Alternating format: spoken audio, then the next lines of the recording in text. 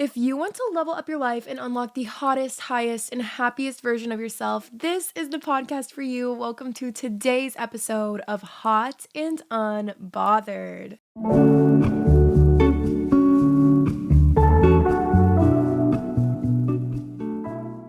Hello, beautiful people, and welcome back to my podcast. If you are new here, my name is Brianna Gomez, and I am your host of Hot and Unbothered, the ultimate podcast for leveling up and unlocking your dream life, achieving your highest self, visualizing the person you want to be, and claiming that energy as yours. Today, we're going to be talking about something very, very important to me. And I think it's something that a lot of people from young ages to older ages, men, women, everybody struggles with or will/has struggled with at some point in their life. And you might experience this quite often if you are, maybe more of a feeler, maybe more of a codependent person naturally. But I think at some point, all of us have had that person in our life where it kind of feels like we let our life and how it plays out depend on that one person, whether it's if they're free or not to hang out, or whether or not they are in a good mood, whether or not they are the one who wants to be with you, how they view you. You let their perception of you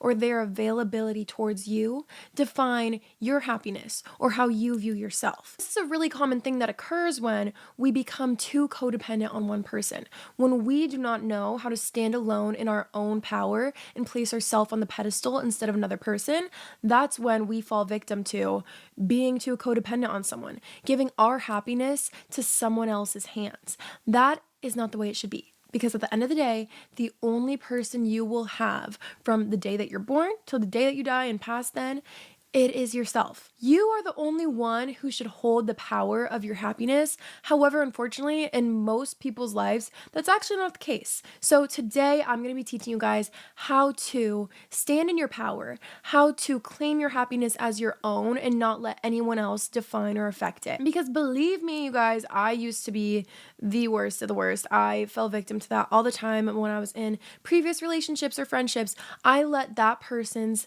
happiness or availability towards me or how they were viewing me, that affected my whole entire life. And it shouldn't be like that. That's not the way it's supposed to be. So today we're going to be going over that. But before we dive into today's episode, you guys know I love to share a podcast review. Today we have Dee. She said, "Hey Bri, I'm 15 and I've been watching you for a while now. You have really helped me discover and grow this year. When I reflected on my vision board earlier this week, I realized that most of them came true and it's all thanks to you. I hope you keep growing because you're really impacting lives out here. Lots of love from South Africa." First of all, wild to think that people in South Africa are listening to my podcast, but amazing. And Dee, I love you and I love that you're visualizing and I love that I've been able to help you bring those manifestations into reality. And you hold all that power though. That wasn't me, girl. That was all you. I just give you the tools. So don't forget, you guys, to leave a podcast review if you want the chance to be featured in next week's episode. But without further ado, let's hop in. So let's paint this picture, all right? Obviously, it's great to have a support system. I don't want you guys to kind of misread what I'm saying here. Having a support system, having people you love in your life is so great. It's so important to have good friends that you trust, or a strong relationship with your family, or a partner that you really love and they love you. Those things are so important, right? And I value and cherish each and every one of my friendships and my relationships in my life. And I think that each person that I meet and encounter and build a relationship with, they bring something new to the table. And they're always there for me and they offer new perspectives and they're fun to hang out with and they're great. And I love my boyfriend, I love my family, all those things. You need to know, and this is going to be a tough pill to swallow. You need to know if for whatever reason, everyone in your life turned on you, or there was an apocalypse and everyone disappeared, you have to know that you will be okay. Because oftentimes when we build these meaningful relationships with other people, it's easy to kind of hyperfixate on them almost. I have friends who really tend to go through phases of clinging to different people, whether it's a best friend or a boyfriend, or even I remember my sister growing up in like elementary school, she would always have like a different best friend, and she didn't have like multiple good friends. She had to have her number one best friend who she did every single thing with, attached at the hip 24/7. And I used to think that's what you should want too. Like the number one best friend, can't do anything without them, can't live without them, but like That's not the way it should be. Obviously, it's great to have great friends and a best bud who you can do things with and you know is always there for you. But you have to know that if for whatever reason those friends, that support system were to disappear, you would be okay standing alone. And so let me tell you guys, it's okay to lean on other people. It's okay to confide in other people or look for support or assistance from other people, but you don't need them to survive. That is the difference. And so you have to know I hold that power within myself to be happy, to be confident, to be self sufficient. That is a huge thing, being self sufficient. And this is going to be tough for some people to hear. Do you really want to be that friend that can't do anything alone? That can't go to the grocery store alone? That can't post a picture without asking for someone else's opinion, that can't wear an outfit without knowing what everyone else is wearing first? You know what I mean? You have to know, oh, I really like this outfit, so I'm gonna wear it for me because it's really my style. Or I like this picture, so I'm gonna post it for me. Or I like going on beach walks, and if no one wants to go on a beach walk with me, I'm gonna go on a beach walk by myself. You have to just start doing things for you. I think that's the first step. Detach from the group think mindset. You know, not every single person is going to agree with you, is going to want to do the same things with you. And I know some people who, have no one else, no other friends want to hang out, they will just sit in bed and do nothing. Well, instead, if no one else wants to be with you, take that as an opportunity to work on yourself. Being alone is not the same as being lonely, okay? And also, being surrounded with a ton of people doesn't necessarily mean happy. That oftentimes means you're putting your happiness in the hands of someone else. And that is the last thing you want to do. When you are doing that thing where your happiness is totally dependent on whether or not this boy texts you back, or if you're dating someone and your whole Friday night plans, you're keeping your plans entirely free just in case he calls, just in case he maybe might be free at the very end of the night to hang out. Well, what if that person's not going to end up being available? And then you just wasted your entire Friday night. And you could have been out with your friends. You could have been watching a movie, doing self-care by yourself. You could have been going to bed early. You could have been doing a million other things. But instead, you were waiting on the approval and of the answer of this person. And that's not how it should be. Because at the end of the day, your happiness should be in your own hands. Your plans, your availability, your schedule, that is about you. And you have to stop putting it in the hands of others. Because at the end of the day, if you were expecting this thing from one person, hoping that they would be free to hang out or do this with you or respond to you or reach out to you, and if they don't, well, now you're bummed out. And whether or not you want to admit it, you were putting your happiness in their hands. And when you are putting your happiness in someone else's hands, your mood is at the mercy of them. And when you're doing that, you're putting your happiness into a position that you have zero control over. When you're putting your happiness in someone else's hands, you're saying, it's all you. Ball's in your court. Whatever you do, that's going to define my mood. That's going to define the rest of my night. That's going to define whether or not I'm happy. Well, what now? They let you down. What now? Now you're bummed and you put your entire happiness and mood and trajectory of your night in their hands. And now you're just bummed and there's nothing you could do to make yourself happier because you gave it all to them, you know? So that's what's important, is you have to be able to say, whether or not this happens for me, I will be okay. If everyone in my life were to leave me, I would be able to turn over a new leaf, right? Start fresh and be okay. So that's really, really important. And the number one way to do this is focusing on self-love. And I know it sounds so corny. Oh my gosh, self-love. I have a whole entire episode where I call it the art of dating yourself. And it's so, so true. But this doesn't apply just to romantic relationships. This applies to everything. Everything, guys. Family relationships, friendships, coworker relationships, your relationship to your job itself, everything is a relationship, but the relationship that you have to put before all those relationships is the one between you and the girl in the mirror. Do you hear me? So what I mean by this is you need to nurture your relationship with yourself the same way that you would with a romantic partner or a friend, because oftentimes It's easy for people who especially have more codependent tendencies to really cling to that best friend or that boyfriend or that girlfriend. And you want to focus so hard on developing that relationship, growing that relationship, because we get so carried away. We get excited, especially me. I'm such a lover girl. Everyone knows that. I love love. I love being in relationships, whether it's friends or romantic. I am always so into it, right?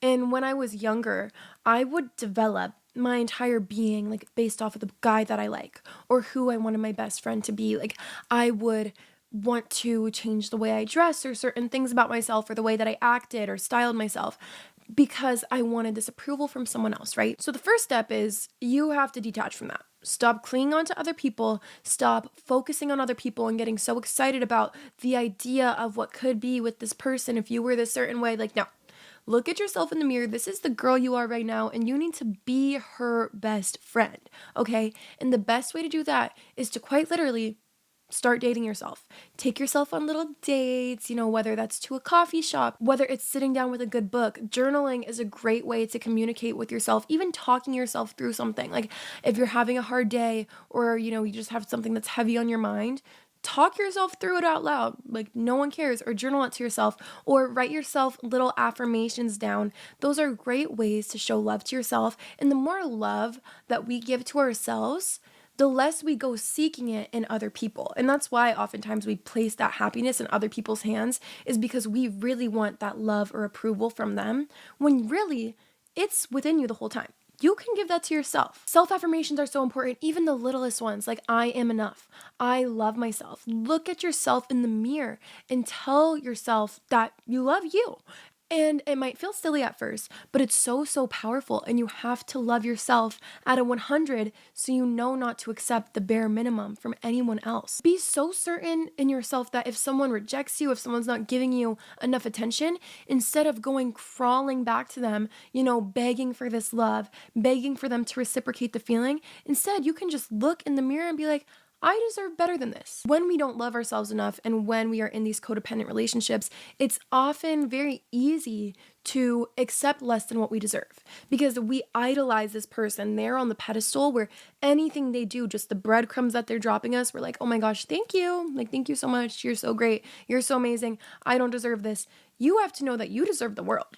And the only way to make sure that you're getting what you deserve and getting the love and treatment you deserve is by taking your power back and showing that love towards yourself instead of seeking it and craving it from other people. Go do solo activities alone. I have a friend who literally went to Walmart by herself just to prove to herself that she can do things alone. And I love the idea of that. Obviously, be safe, whatever you're doing by yourself.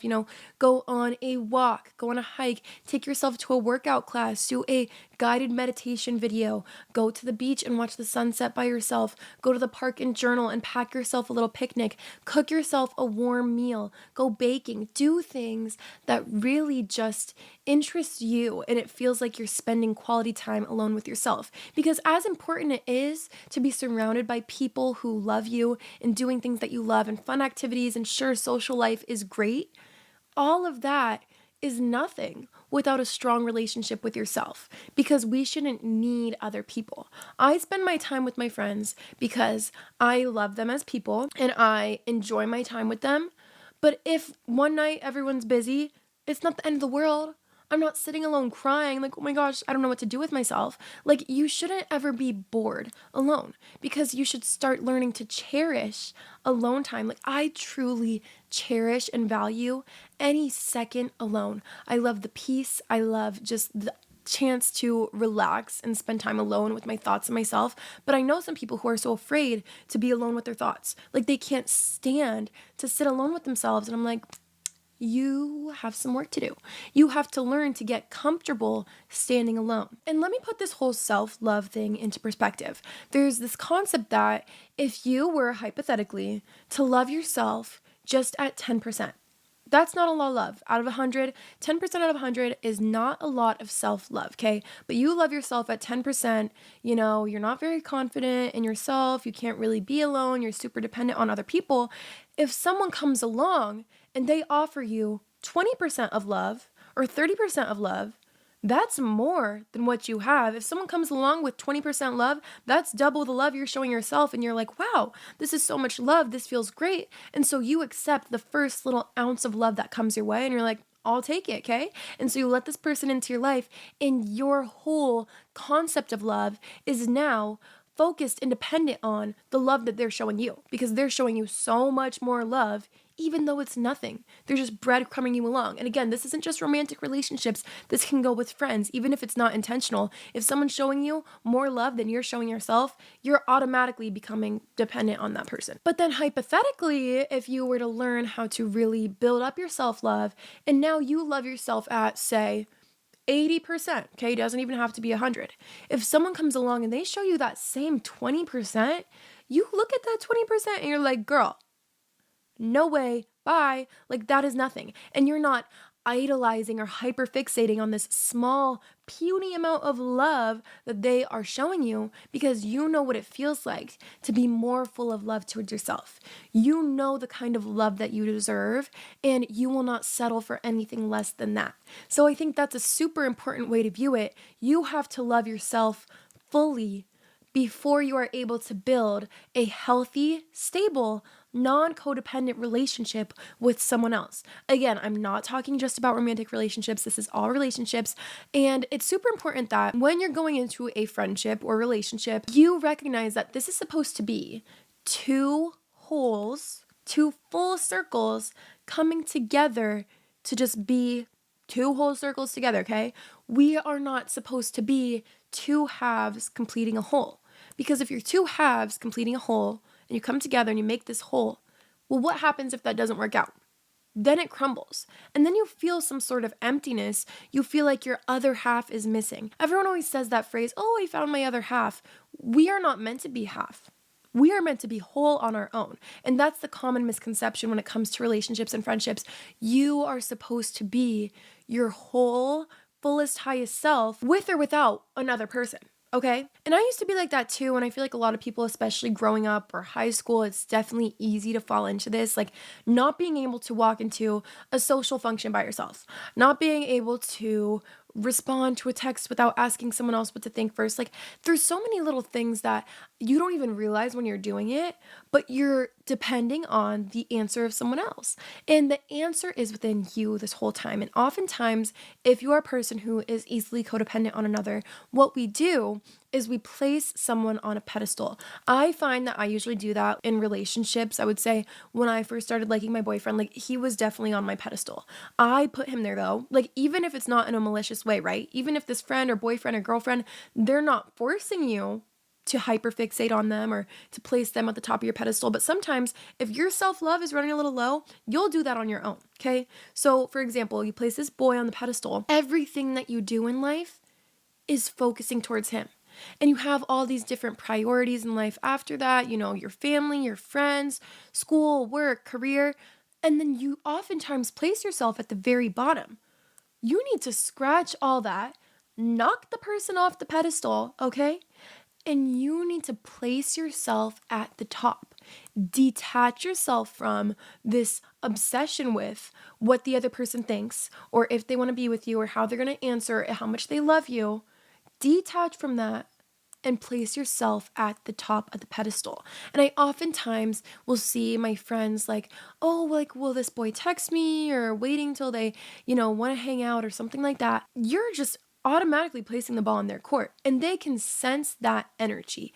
Friends or relationships, again, it might not be in a malicious way, but they can sense that energy, and they know they've got nothing to worry about. You will be there even if they do something wrong, even if they're not reciprocating that same love back to you. Like you are just so attached to them that they don't even have to try. Take all this love that you are pushing towards other people, claim that back, claim that power and that energy back as yours, and revert that energy back towards you. All this love that is projecting into other people, bring that back to you, okay? Because oftentimes when we're pushing all this love out, it's because we want to receive something in return. But instead, what you need to do is fill yourself up with that love within yourself and know that you are enough on your own. Standing alone as you are, with or without other people, you are enough.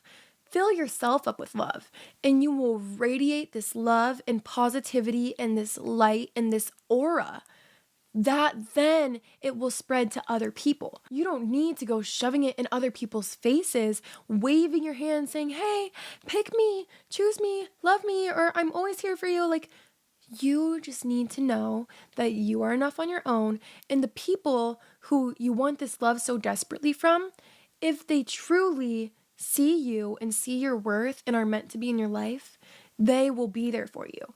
And the people who don't, why do you want them there anyway? Like, you shouldn't have to grasp onto something for dear life in order for it to stay.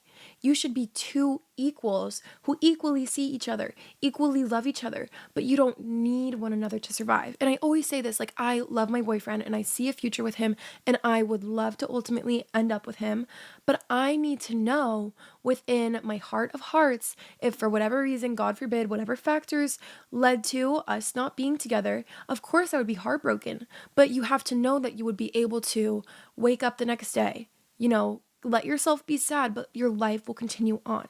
Life will go on, and that's the most important thing. So take that power back within yourself. Do the things for yourself, the self-care.